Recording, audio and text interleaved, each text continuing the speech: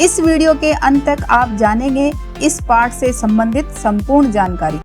नमस्कार सभी को, हिंदी कला केंद्र में आपका स्वागत है। अगर आप इस चैनल पर नए हैं तो पहले इसको सब्सक्राइब करें व बेल आइकन को दबाना ना भूलें ताकि नए वीडियो का नोटिफिकेशन सबसे पहले आपको मिले। बच्चों, आज हम पढ़ने जा रहे हैं हमारी हिंदी की पुस्तक दुर्वा का पाठ 12, जिसका शीर्षक है आषाढ़ का पहला दिन। ये एक कविता है। आषाढ़ हिंदी महीने का नाम है, तो वर्षा ऋतु आषाढ़ के महीने से ही शुरू होती है। जैसा कि बच्चों आप सभी जानते हो, हमारा देश एक कृषि प्रधान देश है और खेती मानसून पर ही निर्भर रहती है। इसलिए किसानों को मानसून का बड़ी बेसब्री से इंतज़ार रहता है। हमारी आज की इस कविता में कवि ने आषाढ़ महीने के पहले दिन ही क्या क्या घटित हुआ, उसका प्राकृतिक नज़ारा व किसानों की खुशी का वर्णन किया है। तो चलिए बच्चों, पहले इस कविता का सस्वर पठन कर लेते हैं। हवा का जोर, वर्षा की झड़ी, झाड़ों का गिर पड़ना, कहीं गर्जन का जाकर दूर सिर के पास फिर पड़ना, उमड़ती नदी का खेती की छाती तक लहर उठना, ध्वजा की तरह बिजली का दिशाओं में फहर उठना। ये वर्षा के अनोखे दृश्य जिसको प्राण से प्यारे, जो चातक की तरह तकता है बादल घने कजरारे, जो भूखा रहकर धरती चीरकर जग को खिलाता है, जो पानी वक्त पर आए नहीं तो तिलमिलाता है। अगर आषाढ़ के पहले दिवस के प्रथम इस क्षण में वही हलदर अधिक आता है कालिदास से मन में, तो मुझको क्षमा कर देना। और इस कविता के कवि का नाम क्या है? भवानी प्रसाद मिश्र। तो कवि भवानी प्रसाद मिश्र आधुनिक हिंदी साहित्य के प्रमुख कवि माने जाते हैं।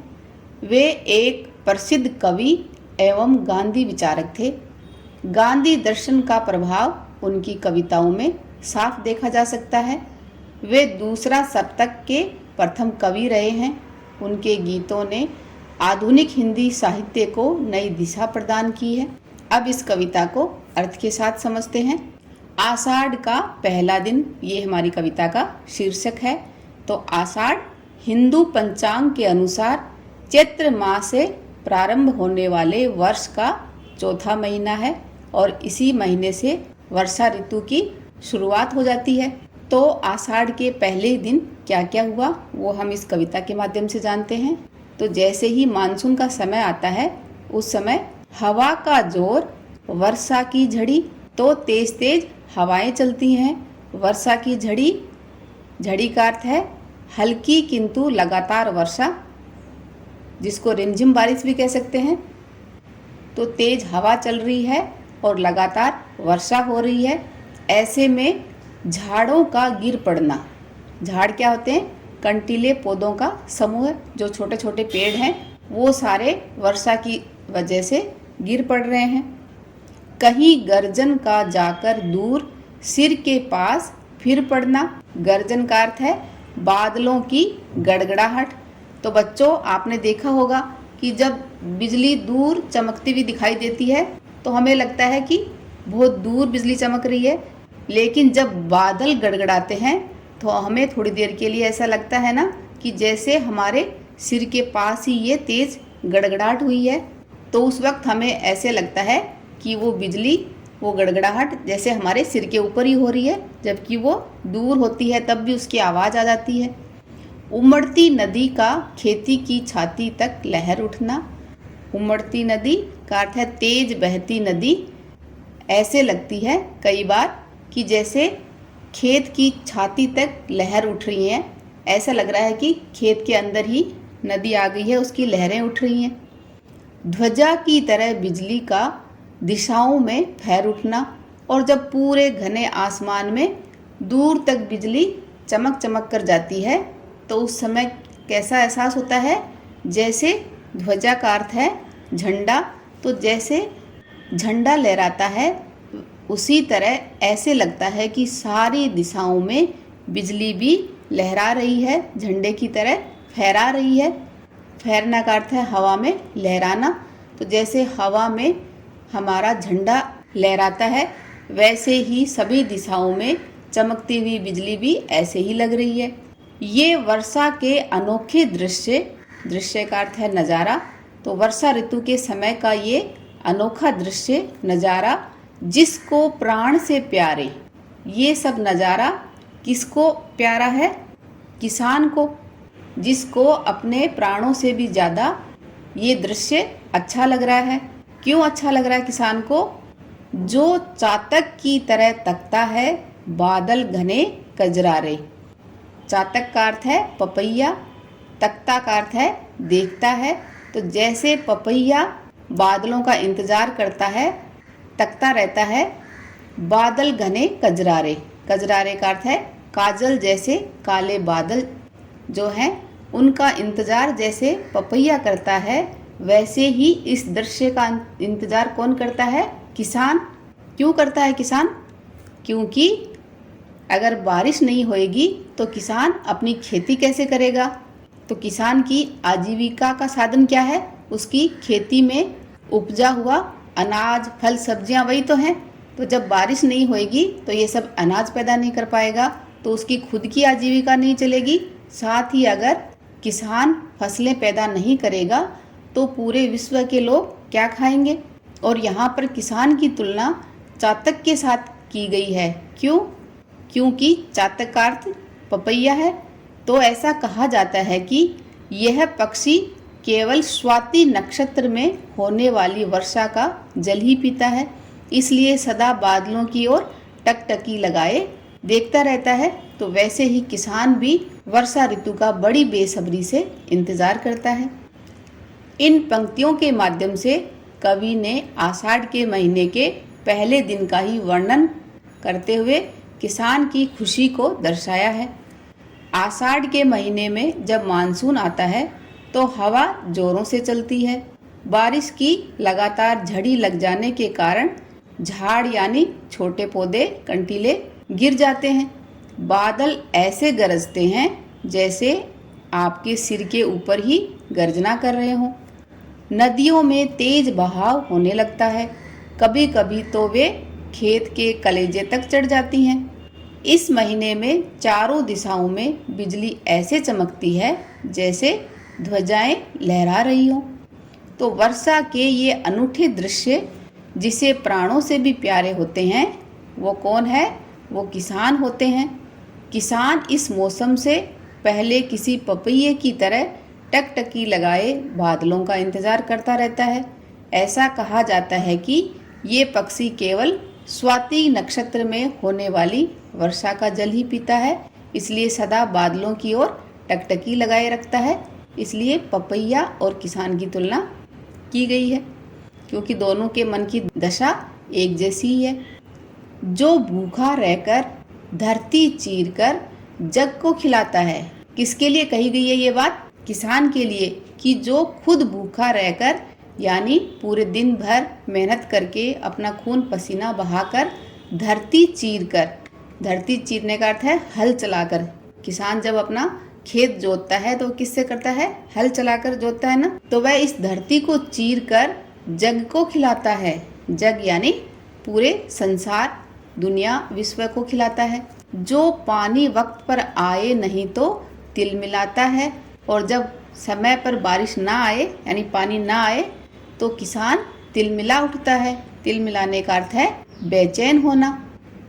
अगर आषाढ़ के पहले दिवस के प्रथम इस क्षण में, दिवस का अर्थ है दिन और क्षण का अर्थ है पल, तो अगर आषाढ़ के महीने के पहले ही दिन के पहले ही इस क्षण में वही हलदर अधिक आता है। हलदर का अर्थ होता है हल चलाने वाला यानी कि किसान। तो आषाढ़ के महीने में जैसे ही बादल दिखे, पहले ही दिन इतनी अच्छी वर्षा हुई, तो बादलों को देखकर सबसे पहले कवि को कौन याद आया? किसान। तो कवि इन पंक्तियों में कहना चाह रहे हैं कि कालिदास से मन में तो मुझको क्षमा कर देना। अगर इस वक्त इस पल मैंने कालिदास जी को याद नहीं किया तो मुझे क्षमा कर देना। क्यों कहा कवि ने ऐसा?